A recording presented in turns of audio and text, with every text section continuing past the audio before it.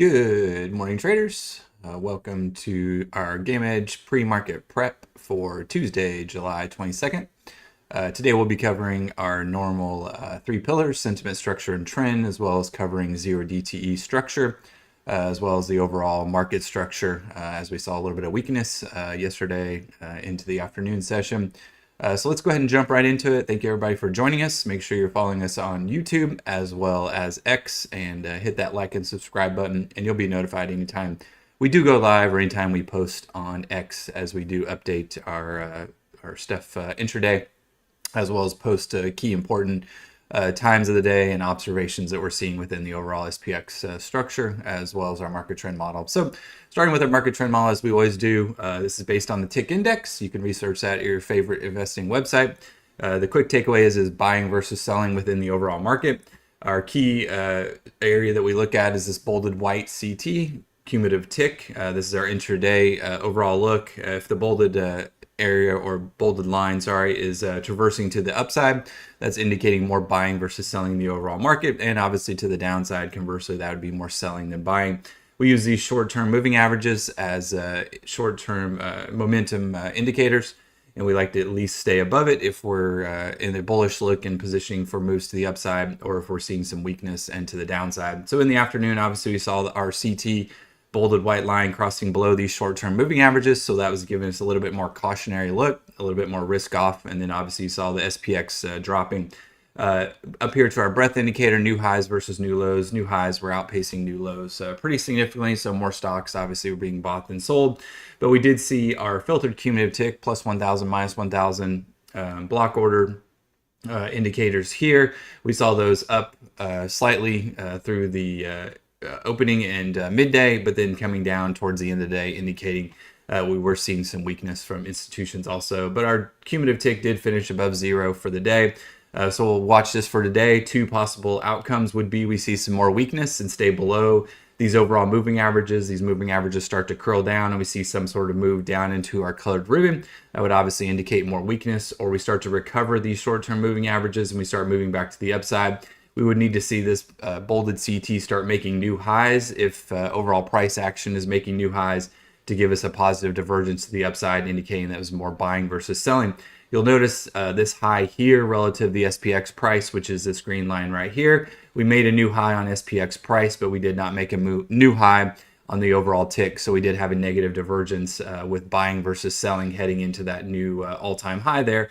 And then that's just some area that we continue to watch. And if we do see more weakness within the overall tick index, then most likely we'll see some pullback within the overall SPX. Moving on to the SPX or the tick RC or ARCX. This is what we use to operate our mechanical portfolio. If we're above this colored ribbon, this is a red above cyan. This is our longer look back period within the overall tick index, indicating an uptrend of market participants. But if we do see this bolded CT start dropping below this colored ribbon, this would put the colored ribbon in a negative slope area, and that would turn off our mechanical portfolio. We've had extensive posting about our mechanical portfolio and how it outperforms the SPX and the SPY buy and hold, so make sure you check that out. But as of now, we will continue to enter positions unless we see this bolded CT start moving into the colored ribbon. Moving on the SPXA, this is our cruise ship. We look at the SPX options complex because it's the largest and most liquid. It gives us an overall look of how market participants are positioned. We are still call dominated, so even after the pullback yesterday, really no change in this overall structure. You do see this extremely wide transition area that we'll continue to watch. We're within that overall transition. That just indicates a little bit of uncertainty in the overall market. Obviously 6340 to the upside would be the area to get over. You see 6400 up here, and strikes above out of the money call speculation still alive and well via the SPXA. We do see a few chinks in the armor below us. Obviously these are in the money calls that are being the out of the money puts are now being exposed either due to expiry or opening of those overall contracts. So we'll continue to watch this to see if the downside hedging and positioning continues to increase, overrunning the in the money calls or in the money calls below us. That obviously indicate that we may be in for some more short-term weakness within the overall options complex and structure. But as of now, call dominated, bullish look within the SPXA. Moving on to the SPXP, we separate the SPX into the SPXA and XPXP. I believe we're the only service that usually does that. That's just to give us our greater visibility of short-term contracts, as you'll notice over here, and then longer-term contracts that may not have as much influence on our 0DT or weekly options expiry. So again, all expiry turned on here. Call dominated above and below spot price. One thing we'll denote is we have a significant amount of net GEX expiration via today, as well as heading into the rest of the week. Obviously, this money needs to go to work somewhere. So we'll see how that gets deployed, either with downside hedging via out of the money put speculation, or upside out of the money call speculation, which would obviously lead us to a little bit more possibility of upside at the SPX. But if we do see some overall weakness in hedging to the downside, then we see market participants preparing for a possible pullback. We notice the transition area. We're within the overall transition, as we always say here at Game Edge. That's uncertainty in a chop zone. Very difficult to trade within that overall transition. So the bottom of the transition, 62.70. Upside is 63.20. So we'll watch if we traverse that today. If we do drop below the transition, then obviously we'd anticipate more weakness, as indicated by the red arrow here. And if we're above transition, we would look for more upside price appreciation up toward that 63.50 level. Obviously, a full complex here, so you have all the expiries out into 2026 influencing this overall look. Moving on to the GEX ratio. This is based on put call ratio, but we add a time component, which is gamma. We've been discussing this overall back and forth action within the GEX ratio. We've seen this morph into a downward slope now. So obviously short dated call gamma leaving the overall complex, and possible short dated put gamma entering. We're still above that one area, which is our balance point, indicating that call speculators are still maintaining overall control. But this negative slope is giving us a little bit more caution heading into today and the rest of the week. If this is going to turn back into a bullish scenario, obviously we'd see this move back to the upside. It's turned back to a positive slope, indicating short-term call speculators and short-term call data gammas going back into the complex via out of the money call speculation. So obviously that would give us the indication that we may see some upside appreciation. If you're a TA analysis person, obviously this candle yesterday, kind of a gravestone doji type look.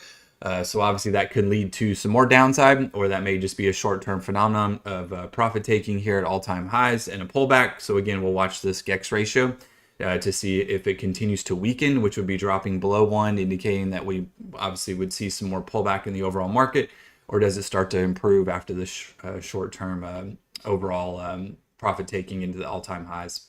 Delta balance for the SPXP, obviously we separate this between the right-hand plane and left-hand plane. So right-hand plane green dotted line, this is what you would call above spot price. This is your out of the money call speculation. Obviously we want to see this in a positive slope to the upside, indicating that call speculators are entering the overall complex.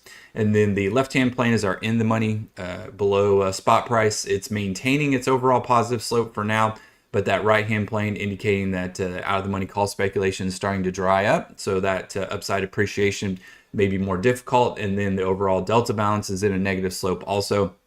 So the short-dated call gamma, short-dated call removal is influencing this delta balance significantly. So obviously if you're a bull, you'd want to see this turn back to the upside and crossing above the 0 line.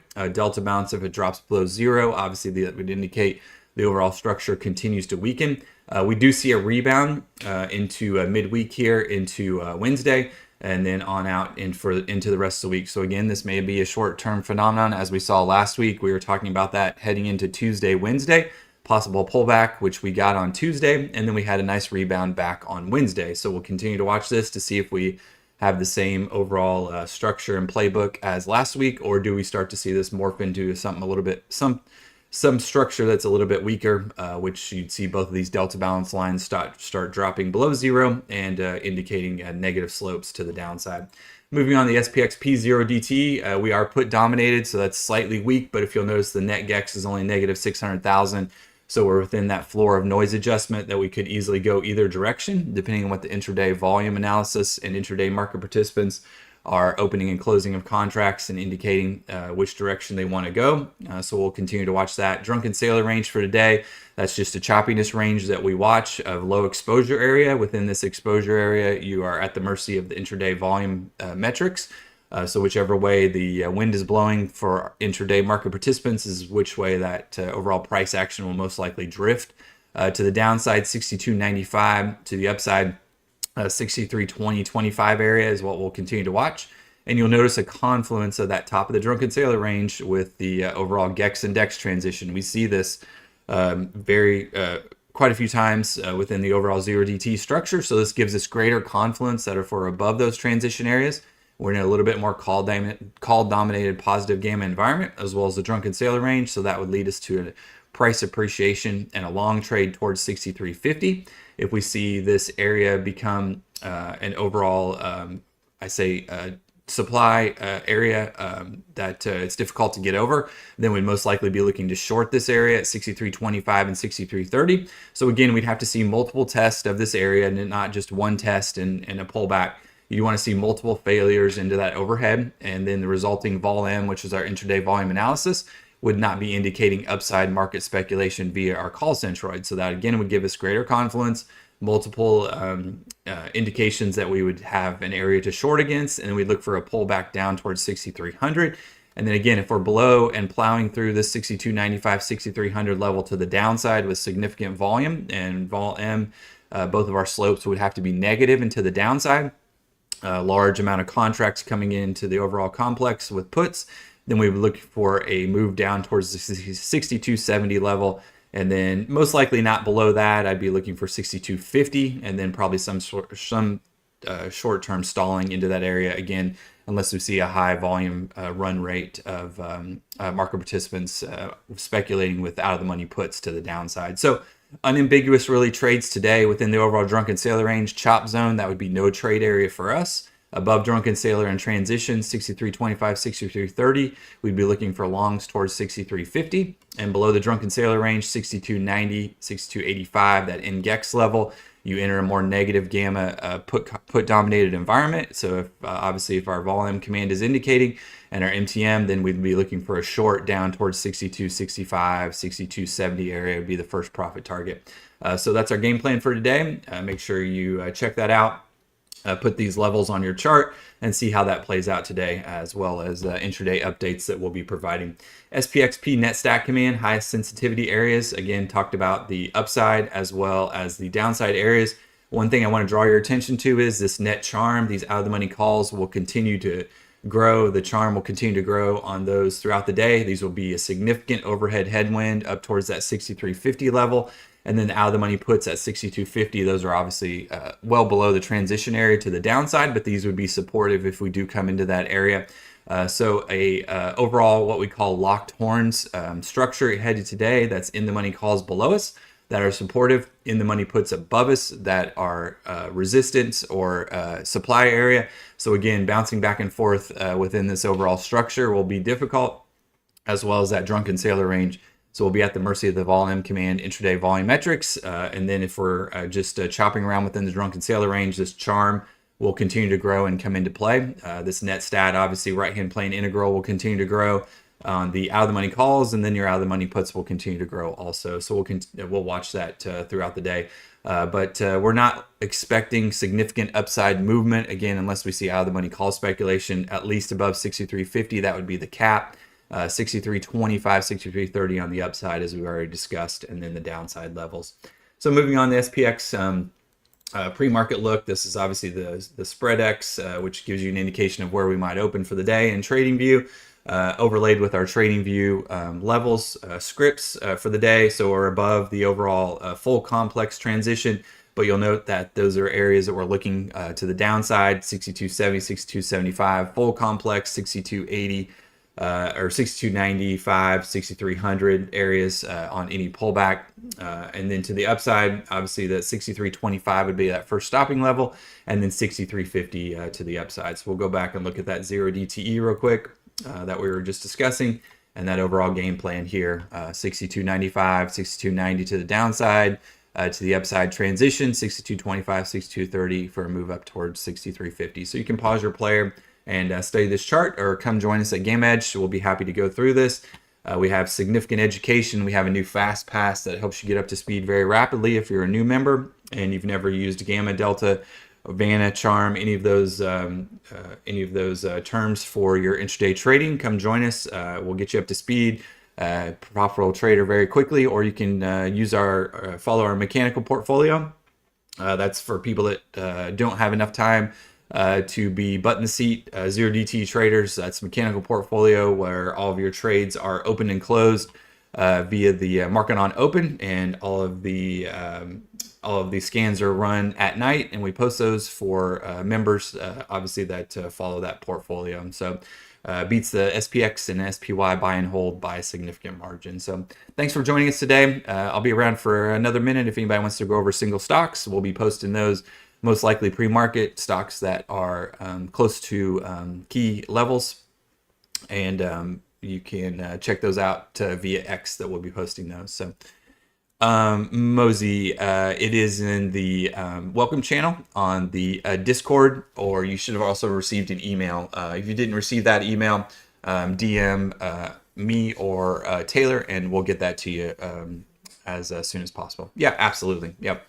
That's the quickest way to get up to speed with all of our stuff, and be able to become using our tools rapidly. So.